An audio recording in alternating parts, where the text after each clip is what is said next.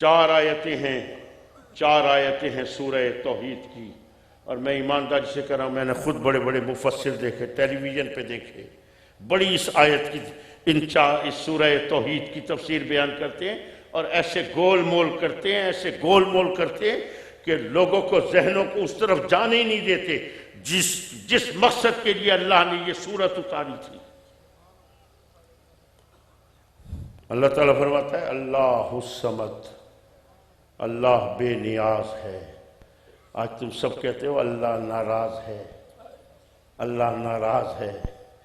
خدا کے لیے اللہ بے نیاز ہے۔ یہ راضی ہونا، ناراض ہونا، یہ وہاں ہوتا ہے جہاں اللہ اکبر غرض ہوتی ہے، اور جہاں غرض ہوگی وہاں راضی بھی ہوا جاتا ہے، ناراض بھی ہوا جاتا ہے۔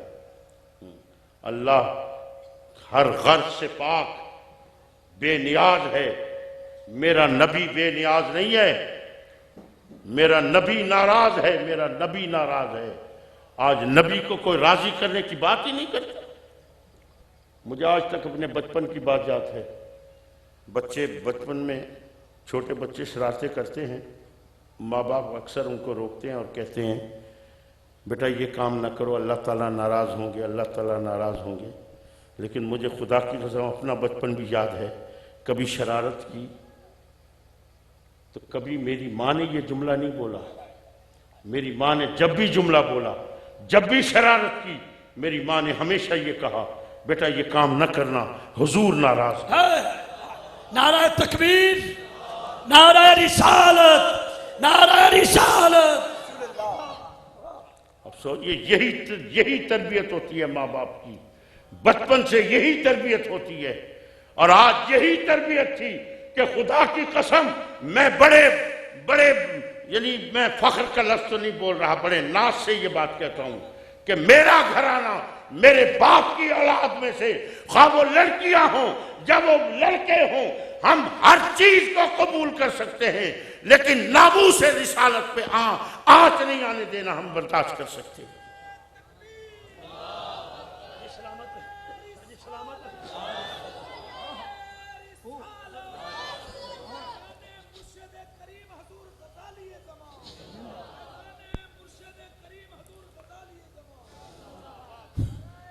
دو چار منٹ میں بات ختم کرتا ہوں۔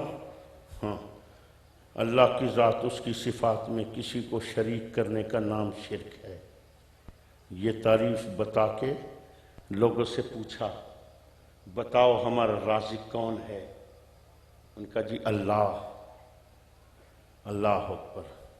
اور میں ایسے زمانے طالب علمی تھا، 16 17 18 سال کی عمر تھی، کراچی جا رہا تھا ٹرین میں، ڈیرہ نواب صاحب پہ گاڑی رکی، ایک مولوی صاحب سوار ہو گئے ٹرین میں، میری سیٹ کے آگے آ کے بیٹھ گئے، اور بیٹھتے کے ساتھ ہی دو چار باتیں ادھر ادھر کر کے انہوں نے مجھ سے یہی سوال کیا، کہنے کہ بیٹا ذرا بتاؤ ہمارا رازق کون ہے؟ میں نے ان سے کہا مولوی صاحب پہلے یہ تو بتا دو کس مدرسے کے پڑھے ہوئے ہو، تاکہ مجھے پتا تو چلے تمہارا ذہن کیا ہے۔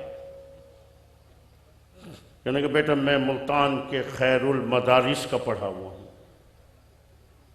آپ کو پتا ہے اہل دیوبند کا بہت بڑا مدرسہ ہے، بہت بڑا مدرسہ۔ میں نے کہا ماشاءاللہ مولانا آپ تو بہت بڑے مدرسے کے پڑھے ہوئے ہیں۔ کہنے کہ جی بیٹا جی بیٹا۔ میں نے کہا مولانا خیر المدارس کا ترجمہ تو بتا دو۔ کہنے کہ بیٹا اس کے اندر دو لفظ ہیں، ایک ہے خیر اور دوسرا ہے مدارس۔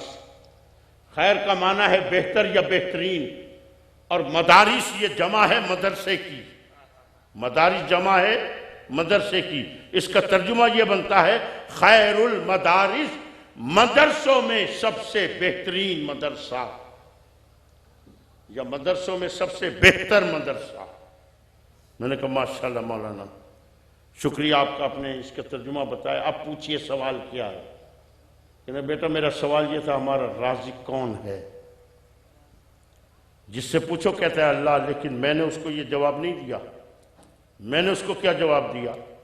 میں نے کہا مولانا کس رازق کی بات کر رہے ہو؟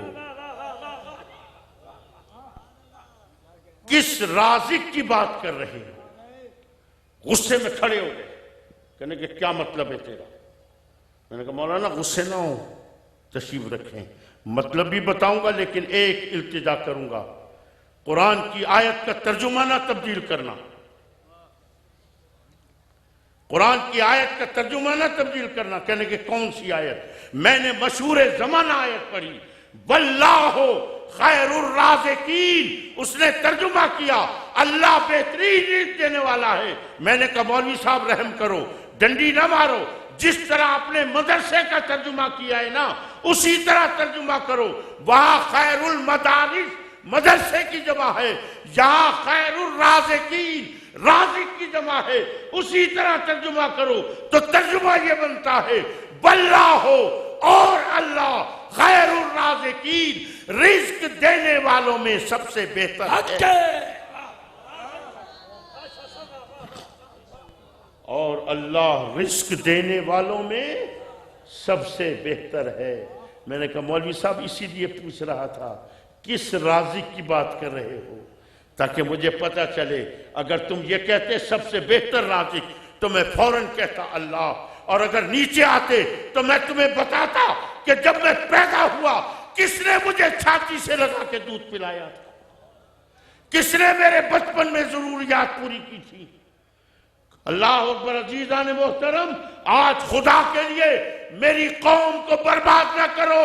بیٹے کو باپ کا گستاخ کر دیا، اللہ اکبر، بیٹے کو ماں کا نافرمان کر دیا۔ آج تجارت میں دیکھ لو کیا ہو رہا ہے۔ اگر دکانداری کرتے ہو مجھے ایمان سے بتا دو، اگر 5-6 مہینے کوئی گاہک تمہاری دکان پہ نہ آئے کیا تمہارے گھر میں روٹی پکے گی؟ یہ کون آتا ہے جو روٹی پکتی ہے تیرے گھر میں؟ یہ گاہک آتا ہے تو روٹی پکتی ہے۔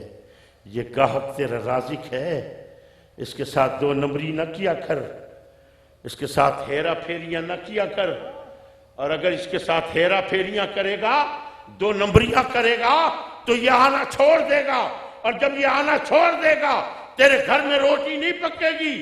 پھر کیا ہوگا؟ پھر تو بھاگتا آئے گا پیر صاحب کے پاس، حضور قبلہ پیر صاحب سہی میرے تے دکان مندریچ گئی ہے سونا، میرے تے جادو تھی گئن، تویز تھی گئن۔ ارے پاگل، کوئی مندری نہیں ہے، کوئی جادو نہیں ہے، کوئی تعویذ نہیں ہے۔ ذرا گریبان میں جھانک کے دیکھ لے اپنے رازق کے ساتھ تو نے کیا کیا۔ میری ماں بھی رازق ہے، میرا باپ بھی رازق ہے، ایک دکاندار کے لیے اس کا گاہک رازق ہے، ایک نوکر کے لیے اس کا مالک رازق ہے، اور اللہ بھی رازق ہے۔ لیکن وہ کیسا رازق ہے؟ فرماتا ہے خیر الرازقین، مجھ سے زیادہ بہتر کوئی نہیں ہو سکتا۔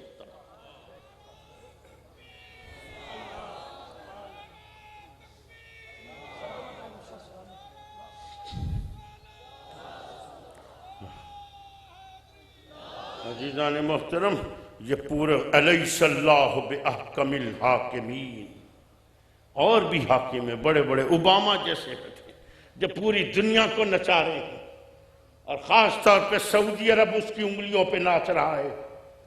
اللہ اکبر۔ لیکن اور اللہ بھی حاکم ہے عزیزان محترم، لیکن کوئی ہے اللہ جیسا حاکم؟ فتبارک اللہ احسن الخالقین، کوئی ہے اللہ جیسا خالق؟ یہی ساری چیزیں جو پورے قرآن میں بیان کی اللہ نے ان 4 آیتوں میں بند کر کے دے دی تھی۔ فرمایا لم یلد ولم یولد، اللہ کو نہ کسی نے جنا نہ اس نے کسی سے جنم لیا۔ یہ اللہ کی صفت مانتے ہو؟ جبرائیل کو کسی نے جنم دیا؟ جبرائیل نے کسی سے جنم لیا؟ نہ جنم دیا نہ جنم لیا۔ ایک جبرائیل نہیں، کروڑوں اربوں فرشتے پڑے ہیں، بغیر جنم دیے بغیر جنم لیے، بہکانا نہیں، یہ تو نور ہیں فرشتے۔ تو اللہ کے لیے عقیدہ کیا رکھتے ہو؟ اللہ نور السماوات والارض، اللہ کو بھی نور کہتے ہو، مثال بھی نور کی دے رہا ہوں۔ سب فرشتوں کو پھر مانو خدا، اور منوانا چاہتے ہیں، خدا تو نہیں لیکن خدا کی بیٹیاں منوائیں گے، یاد رکھنا۔ یہی تو یہودیوں کا عقیدہ تھا، فرشتوں کے بارے میں خدا کی بیٹیاں کہتے ہیں نہیں کہتے؟ آپ چلتے تو جائیے، آپ دیکھتے جائیے گا کہ آپ کو کس طریقے سے یہودیت کی طرف لے کر جائیں گے۔ عزیزان محترم، بے شک نہ کسی فرشتے نے کسی سے جنم لیا نہ جنم دیا، لیکن میں ان کو خدا نہیں مانتا۔ کیوں؟ اس لیے کہ شرک کی تعریف اللہ نے آگے بیان فرمائی، فرمایا وَلَمْ يَكُنْ لَهُ كُفُوًا أَحَدٌ، اللہ کا ہمسر کوئی نہیں۔ یہ ہے شرک کی تعریف، اللہ کے برابر کوئی نہیں۔ واللہ خیر الرازقین، رازقین میں سب سے بہتر ہے۔ کیوں بہتر ہے؟ اس کے برابر کوئی رازق نہیں ہو سکتا۔ اب لے آؤ دنیا کا ہر مسئلہ لے آؤ، میں اس شرک کی تعریف کے اوپر تمہیں سمجھاتا ہوں۔ نبی کے لیے کہا علم غیب، شرک ہے شرک ہے شرک ہے۔ ارے اللہ کے بندے، میرے نبی کے پاس بھی علم غیب ہے اور اللہ بھی عالم الغیب ہے، لیکن اللہ کیسا عالم الغیب ہے؟ فرمایا وَلَمْ يَكُنْ لَهُ كُفُوًا أَحَدٌ، میرے برابر کوئی نہیں ہو سکتا۔ کیسے نہیں ہو سکتا؟ نبی کو علم میں نے دیا ہے، مجھے کسی نے نہیں دیا۔ کیا دینے والا اور لینے والا برابر ہو سکتے؟ نبی کو مختار کہہ دیا تو شرک ہے۔ نبی کو کس نے مختار بنایا؟ اللہ نے۔ اللہ بنانے والا، نبی بننے والا، بنانے والا اور بننے والا برابر نہیں ہو سکتے۔ دنیا کا ہر مسئلہ لے آؤ، وَلَمْ يَكُنْ لَهُ كُفُوًا أَحَدٌ۔ اے قوم مسلم، تو پھر یکجا ہو جائے گی، پھر تو ایک ہی ہو جائے گی، لیکن یہ یہودی تجھے ایک نہیں ہونے دے گا۔ یہ تجھے کوشش کرے گا کہ تمہیں تفرقوں میں ڈالے رکھے، تمہیں فرقوں میں بانٹے رکھے۔ آج نتیجہ یہ ہے کہ جو لفظ بھی بولے